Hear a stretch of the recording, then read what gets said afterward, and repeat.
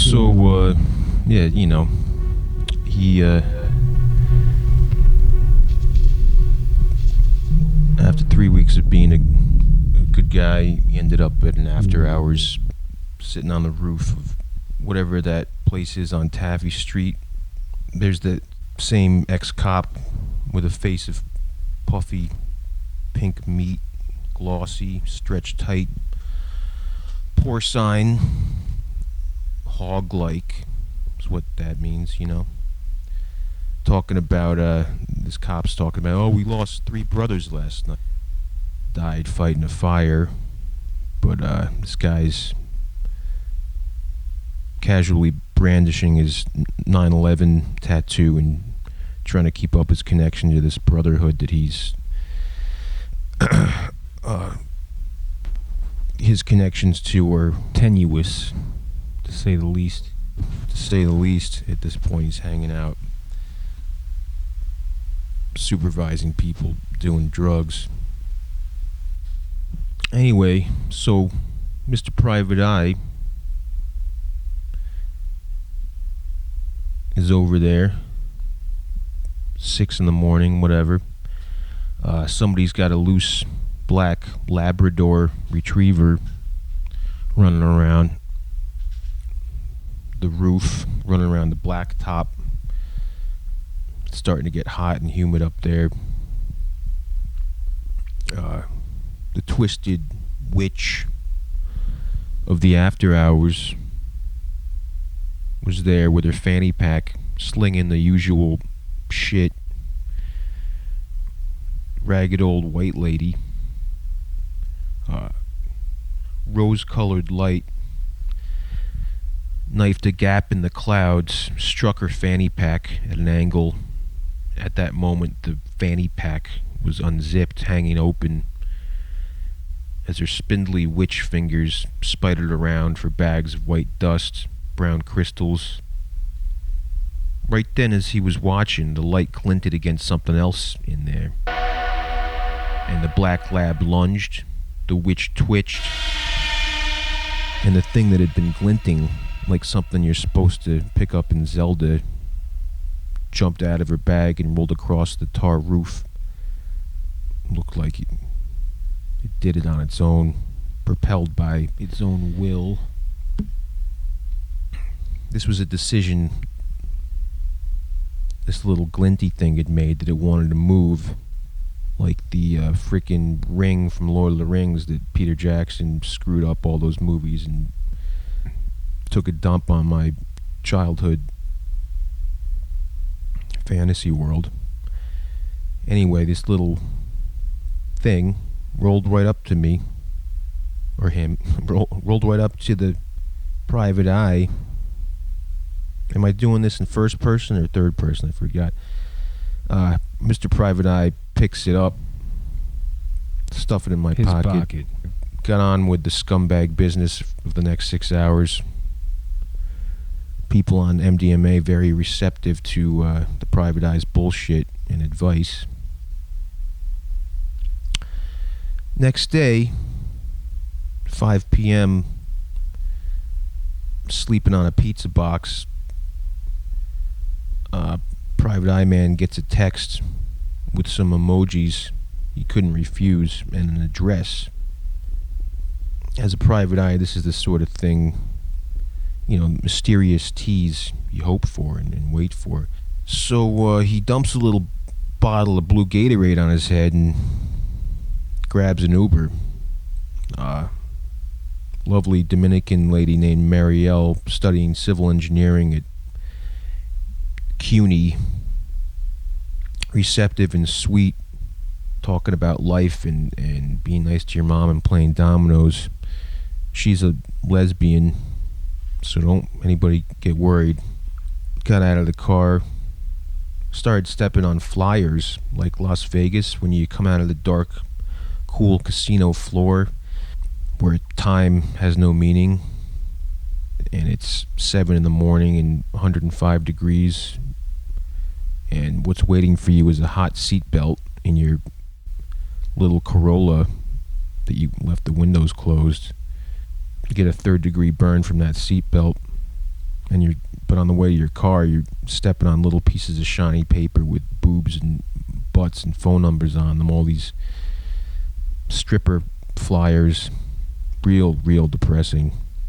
But today, stepping out of the Dominican's Uber, what kind of Bushwick is this where they have flyers everywhere?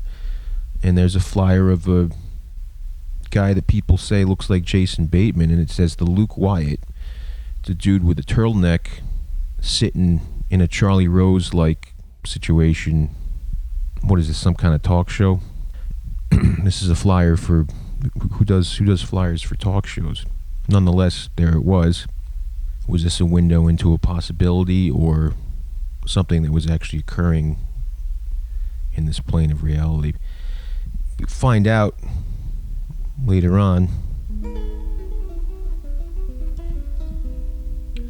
Anyway, while he's looking at the flyer, the world goes dark and smells like burlap. Oh, somebody just put a black burlap pillowcase over his head, and then there's zip ties around his wrists, and he's thrown into something that smells like Weedwackers, the back of a van, landscaping van that has been repurposed for kidnappings. Seems like it. This isn't any fun, he's thinking. And then somebody puts a rag over his... Then the smell of science class, 10th grade, looking at pig embryos. Oh, that must be formaldehyde, and that's the last thing he remembers. Waking up, a vast room, different shape glass bottles of various colors line the walls. Nobody was there. Decides to snoop around, grabs one of the bottles off the shelf,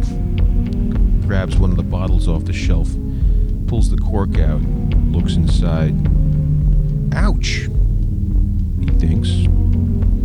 My heart hurts. In a moment, a man was in the room. Here, eat this. It's chocolate. I keep that around. Mr. Private Eye shoved the chocolate in his mouth, and what do you know? He didn't hurt so bad no more. What is this stuff? The Private Eye says, pointing to the little bottle, vial, whatever. The other guy says, I'm a grief collector.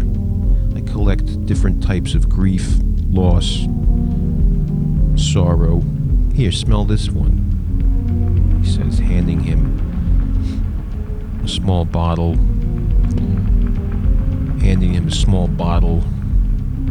in the shape of a rainbow. Well, what? After what just happened, I'm supposed to just stick my nose in there? No, go ahead. This won't hit you like the other one. Mr. Private Eye takes a huff. Transported Chinatown in July, when you secretly get into how bad the smell is, and suddenly that turned a corner to a cliff covered in blueberry bushes, late August sunlight, a girl in a pale pink linen dress holding a picnic basket, pink against the deep green blue of the ocean tumbling below. See? Well, I got all that from a whiff. Yeah, now look over here. What do you see? Mr. Private Eye, let's call him Scott. Scott the Private Eye walks over to the corner of the room and looks up, notices a gap in the otherwise consistently crowded array of bottles and vials. Oh, one of them's missing? Yeah, 2 days ago.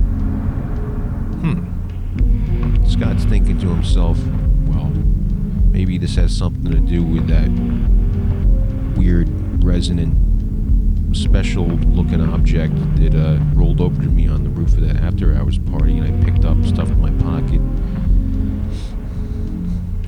Putting two and two together. Sir, yeah, I might know something about that. Well. The guy interrupts him. We know you picked it up. That's why we contacted you. Oh, so, let me just go home and grab it, the man interrupted him. We already searched your apartment. It's nowhere to be found.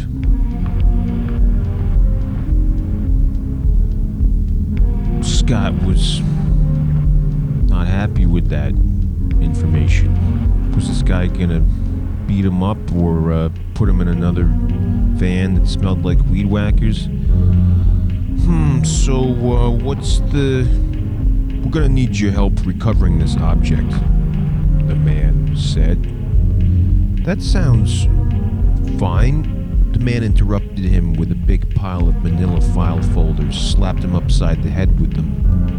Microfiche showered out of them like confetti. Everything started to smell like carbon and Xerox machines. Scott's vision went dim. To be continued.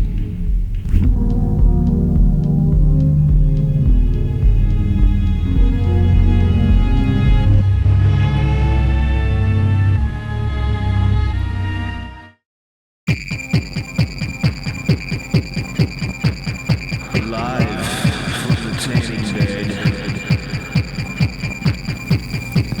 Killing time. Waiting for the massage parlor to open up.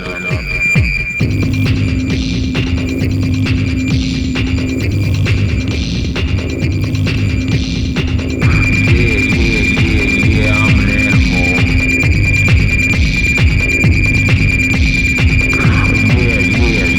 Yeah, I'm an animal. Walking down the street, staying up real late.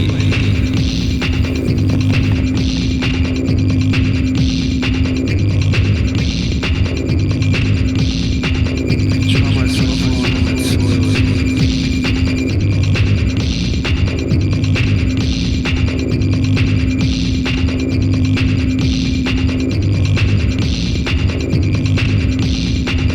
Staying up all night, spending all my money.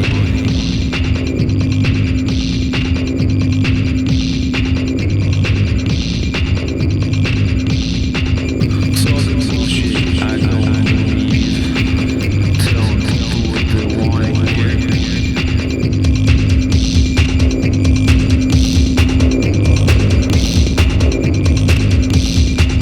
Staying up all night, spending all my money.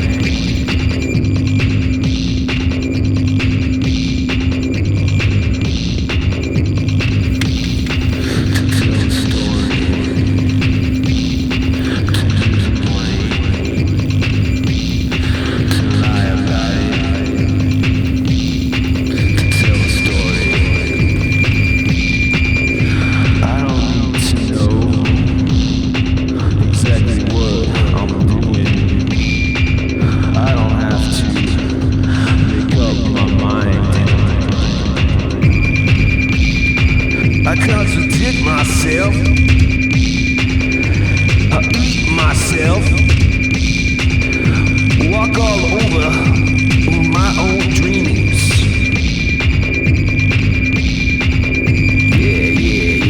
Yeah, I'm an animal. Yeah.